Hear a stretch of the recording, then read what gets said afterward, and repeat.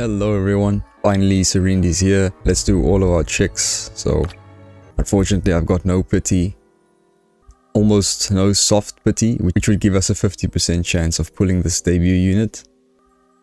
And also I've got no hard pity, almost no hard pity, which would give us a 100% chance to get the debut unit.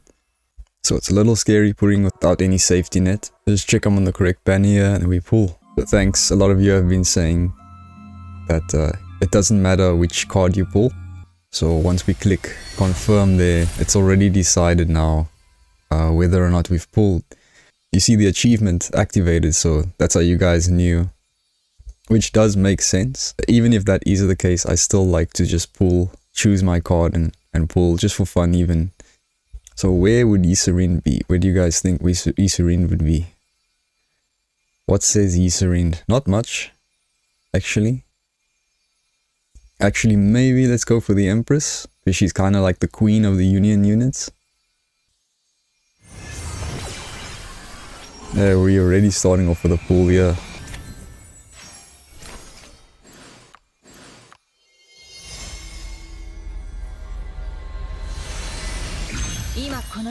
Aisha. Well, I don't have her. Still happy about getting a unit. Okay.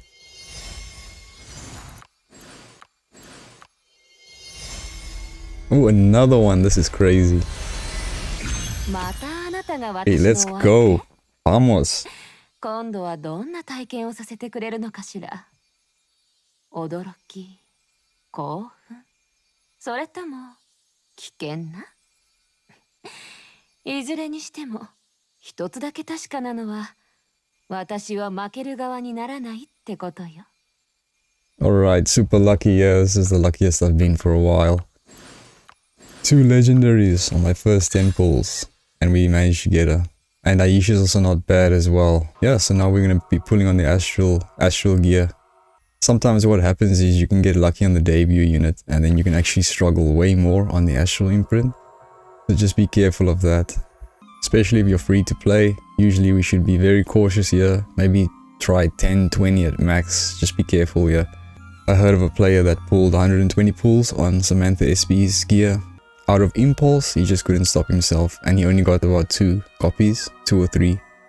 So for this thing, we're gonna need a 2-star copy of this, because at 2 stars you're going to replenish 1 energy. So let's pull on this thing.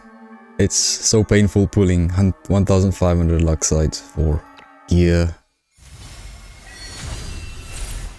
So we're gonna stick on that Empress.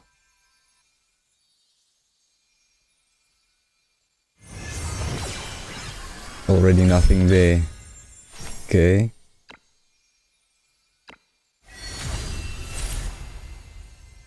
See, I've already pulled more than I've pulled for the actual unit. Astral gear is crazy, man.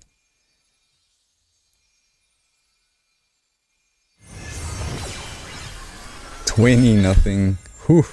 Okay, I think I'm gonna go maybe 50 max, seeing as I did get her early. Ah, 30 pulls, nothing. Brutal. At this point, I just want to get 1-star copy. Ah. Okay, let's see.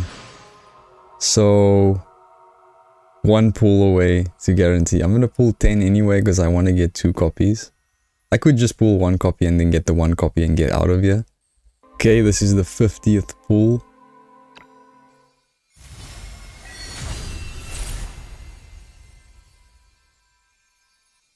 Usually I wouldn't go this far, but because I got on 10 pulls, we're gonna get 1 over here.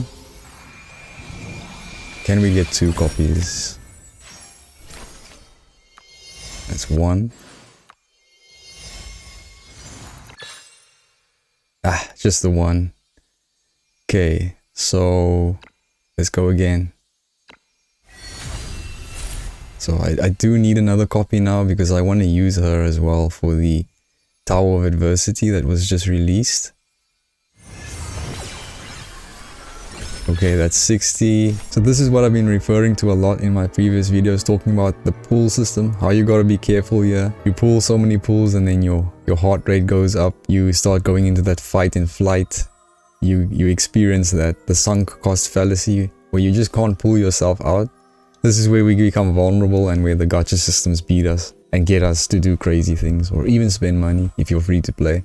So just be aware of what's happening to you, because they know our weaknesses, use our emotional weaknesses to get us to these states. So yeah, I think I have to call it a quits now on this, because we've pulled 60 on this and we've only got one copy. You know, the definition of a sunk cost fallacy is when you've invested in something so much that you can't stop investing it until you get it, because you've already invested something in it. You don't want to stop.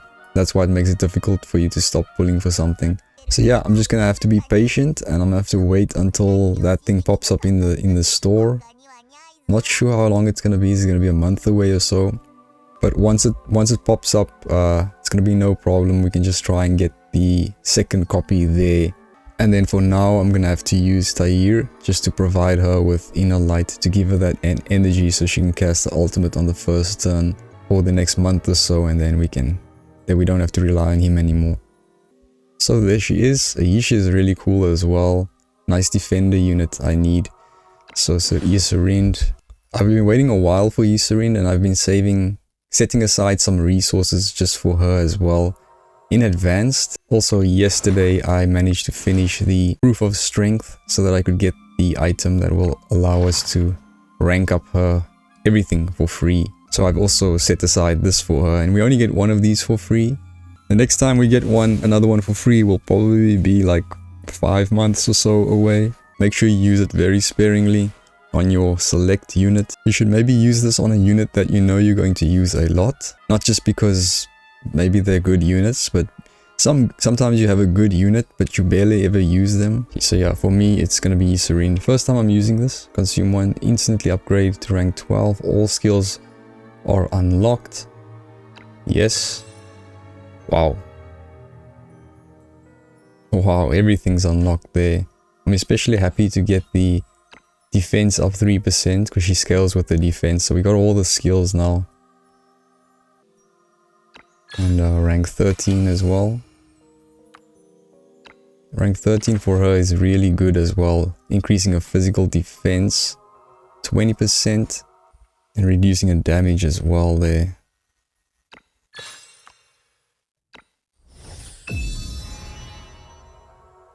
Level 1 for now. Then we'll farm the rest in the Pioneer's journey. So one gear some of you have mentioned for her, interesting gear I haven't actually covered, is going to be Nocturnal Glow. It's almost ideal for her because it increases attack for her DOT damage to increase and defense. So she scales off of her defense. Her attack scales off of her defense. This thing's going to increase both of those. After the character casts a skill on allies, additionally dispel 1 debuff from them and grants them 1 random level 1 buff and Nocturnal Glow for 2 turns. Now the secondary effect, I don't think that's going to take place on her unless you're going to run her support skill. AoE support skill. I think it's the only skill she has where she can cast a skill on an ally to trigger the second effect. And you don't always run that support skill.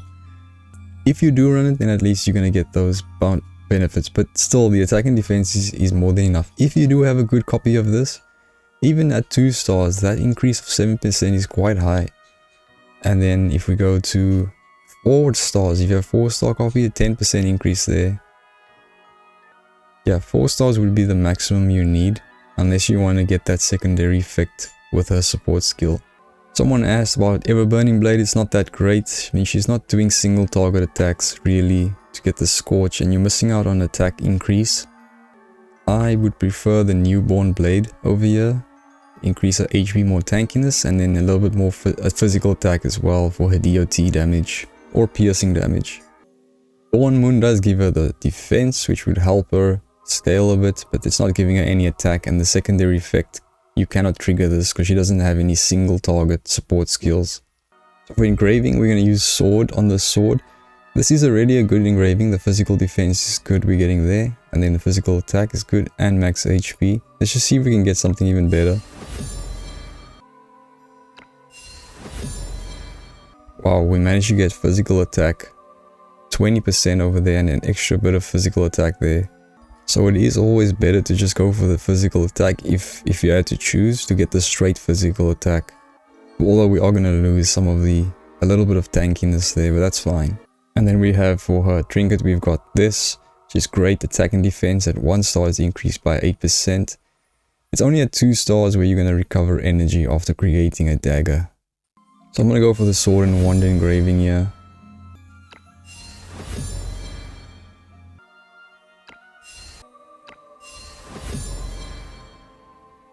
%, max HP, 7% and another 100 there. Unfortunately I didn't get the physical defense there.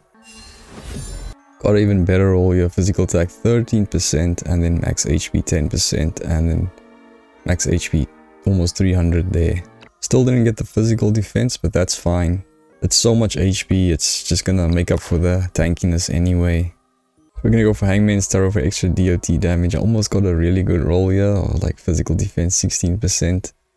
But I think I'm just gonna give her loot fees 1 here, because it gives him physical attack and then physical defense 9%. So yeah, sword and wand.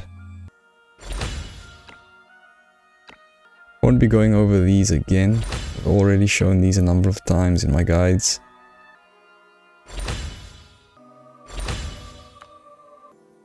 I'm super happy I got Yserinde. Good luck to all of you guys pulling, and be careful pulling on that astral gear as well. I got caught there, but always good to know when to stop. Take it easy guys, God bless.